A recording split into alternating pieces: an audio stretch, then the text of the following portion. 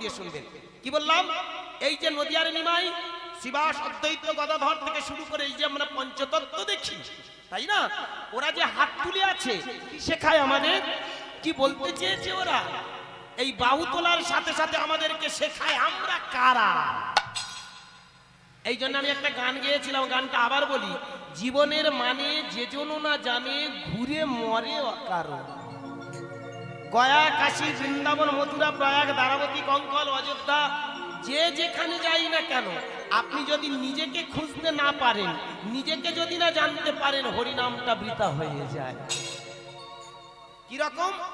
নিমাই চাঁদ বললেন বাহু তোলো আর জেনে নাও তুমি কে। এই যে রাধা কে, শুধু তাই নয়, রাধা যে প্রেমটা শেখানোর জন্য তিনি এসেছিলেন।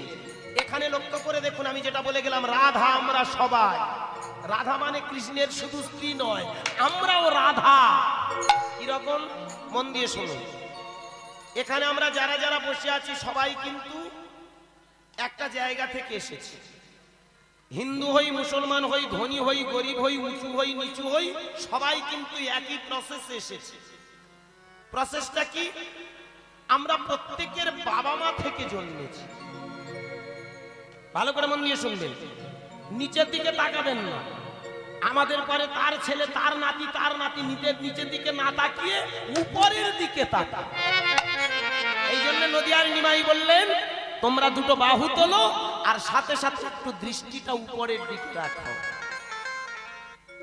এখানে একটা কথা বলি, ভালো করে মিলিয়ে নেবেন। আজকের এখানে নিতাই চাঁদ, গৌর চাঁদের দুটো ছবি রাখা হয়েছে। একদিকে নিতাই, একদিকে গৌর হরি, আর মাঝখানে রাধা কৃষ্ণ। আমি ত্রুটি ধরতে আসি, তবু আজকের আপনাদের কাছে একটাই কথা বলে যাই। যিনি আজকের এই রাধা কৃষ্ণ বা গৌর নিতাইটাকে নির্মাণ করেছেন, যিনি পটো শিল্পী, উনি একেবারে খুব সুন্দর শিল্পী। কিন্তু একটা জায়গা আমি ত্রুটি, আবার বলছি, আমি ত্রুটি ধরতে আসি, শুধু একটু হিংসা একটা দিয়ে যাই। আগামী দিনে চেষ্টা করবেন নিতাই গৌরের চোখ দুটো আমাদের দিকে নয়। দেখবেন ভালো করে লক্ষ্য করে, যখন আপনারা ভালো ফটো দেখবেন, পিকচার গুলো দেখবেন, যারা দামি শিল্পী হয় আস্তে, তারা সবসময় একটু আর চোখে উপরের দিকে দেয়া আছে, আছে না? দেখবেন এই রকম দেয়া আছে। ভালো করে খেয়াল করে দেখবেন আমার কথা, একটু আর চোখে উপরের দিকে। নিমাই চাঁদ, নিতাই চাঁদ আমাদের দিকে শুধু তাকালেন না, তিনি বললেন তোমরা উপরের দিকে তাকাও। দেখবেন নিতাই, নিমাই চাঁদ এমনি করে দুটো বাহু তুলে আছে, একটু ঘাটটা হালকা করে বাঁকা থাকে, থাকে না?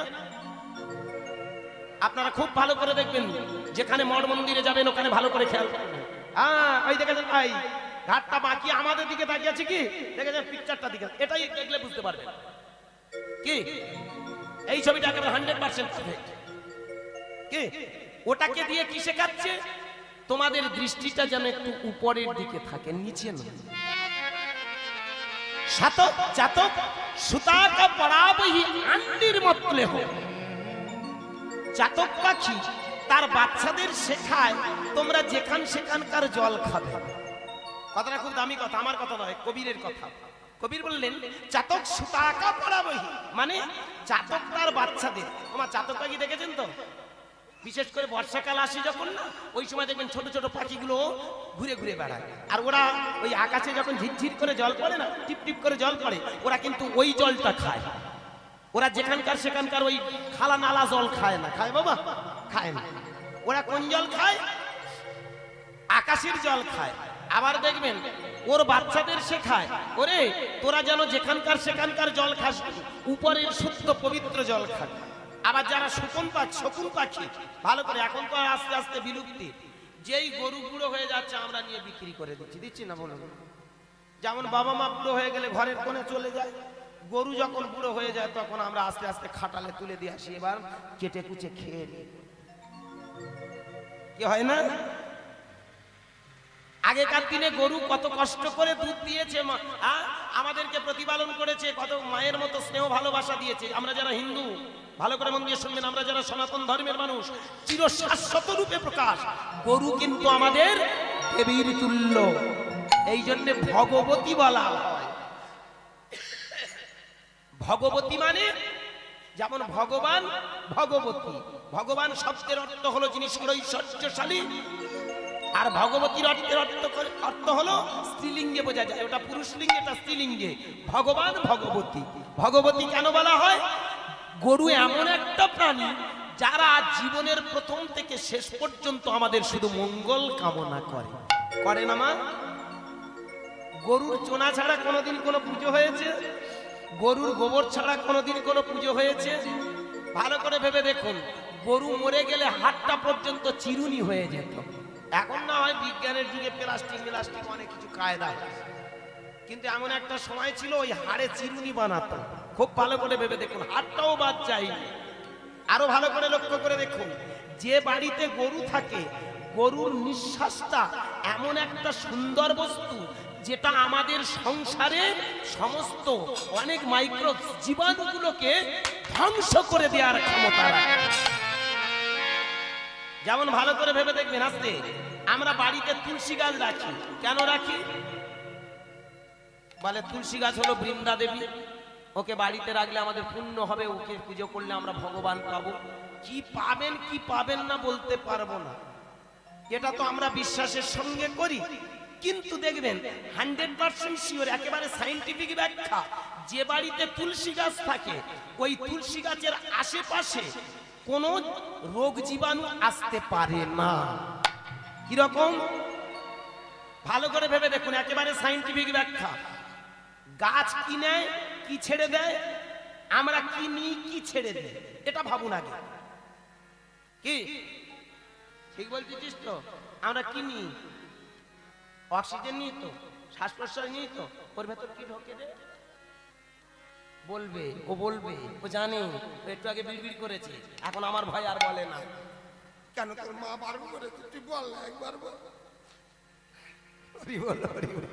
আস্তে শুনে রাখ, এগুলো প্রয়োজন আছে। হ্যাঁ, এই দেখ, এই দেখ, এই দেখ,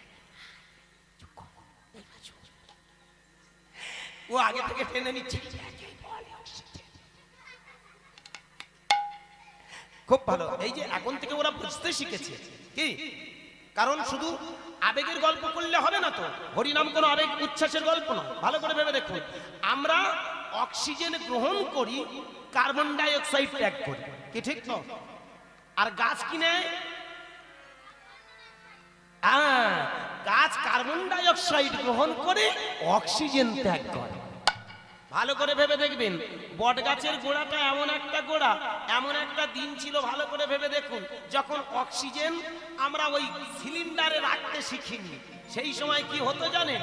কোনো মানুষ যখন নিঃশ্বাস প্রশ্বাসে কষ্ট হতো, তাকে নিয়ে বট গাছের গোড়ায় শুইয়ে দেওয়া হতো। কারণ বট গাছ এই পৃথিবীর সব থেকে বেশি অক্সিজেন ত্যাগ করে। যে কারণে দেখবেন প্রচন্ড রোদ্দুরের সময় যদি আপনি বটগাছের গোড়ায় বসেন, ওর ওই যে অক্সিজেনটা মানুষের একেবারে টইটম্বুর, অর্থাৎ আমাদের বুকে যে শ্বাস প্রশ্বাসটা যেন উনি সুন্দর করে গুছিয়ে পৌঁছে দেন। বটগাছের গোড়ায় গেলে আর আমরা কোনোদিন কোনো কষ্ট অনুভব করি না। এটা আজগুবি কাল্পনিক গল্প না, একেবারে বিজ্ঞান ভিত্তিক। ঠিক তেমন বাড়িতে যদি তুলসী গাছ থাকে, আস্তে মায়েরা ভালো করে ভেবে দেখবে মা, ওই তুলসী গাছ যে আমাদের অক্সিজেনটা ছাড়ে, ওর সাথে সাথে ওর ভিতরে এটা স্পিরিচুয়াল পাওয়ার, আধ্যাত্ম শক্তি, ন্যাচারাল কনস্টিটিউশন, ন্যাচারাল গিফট। প্রকৃতির এটা এমন দান যে ও যখন অক্সিজেনটা ছেড়ে দেয়, আশেপাশে অনেক রোগ জীবাণু ধ্বংস করে দেয়। যে কারণে কারুর বাড়িতে যদি তুলসী গাছ থাকে, তার বাড়িটা কিন্তু অনেক জীবাণু মুক্ত থাকে। নিতাই গৌর হরি বল। এই জীবাণু মুক্ত রাখার জন্য তখনকার দিনের মুনি ঋষিরা বললেন, ঘরের এক কোণে হোক বা ঈশান কোণে হোক একটা তুলসী গাছ রেখে দাও। এটা তো গেল প্রথম। আরো দেখুন, তুলসী গাছের পাতা থেকে শুরু করে ও কোনটা উপকার করে না? কি তুলসী গাছের পাতা সর্দি কাশি হবে, খাবেন। আপনার ভিতরে রোগ জীবাণুকে ধ্বংস করে দেওয়ার মতো ক্ষমতা রাখে তুলসী গাছ। ভালো করে ভেবে দেখবে, এখানে তথাকথিত বৈষ্ণব যারা আছে, তথাকথিত আজকের মঠ মন্দিরে যারা গেছেন, ওরা যখন অন্ন সেবা করে দুটো তুলসী পাতা ভাতের উপরে, অন্নের উপরে রেখে দেয়। কেন? ভাতও খেলো আর ওটাও ভেতরে গেল। কে?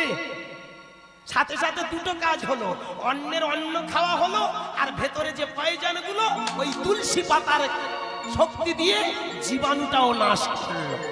তাহলে যেটা অন্ন খাওয়া হলো সেটা একেবারে পিউরিফাই হয়ে গেল, রোগ মুক্ত। কি বোঝা গেল একটু? এই জন্য ভালো করে ভেবে দেখবেন, কোনো কাল্পনিক গল্প নয়।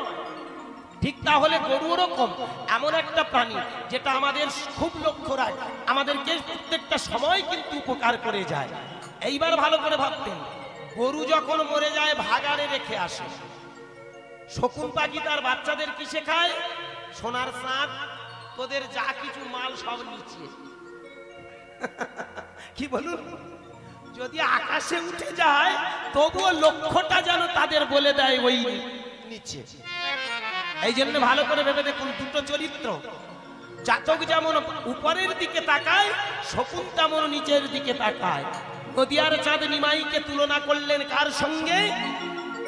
চাতক পাখির সঙ্গে। আমাদেরকে শিখিয়ে দিলেন, বুঝিয়ে দিলেন, উপরের দিকে যাও, তবেই তুমি জানতে পারবে তুমি কে। আজকের এই হরিবাসরে আমরা হরিনাম শুনতে এসেছি। আস্তে আমরা নিজেদের চিনি না আমরা কারা, আমরা শুধু ভগবান খুঁজে বেড়াই।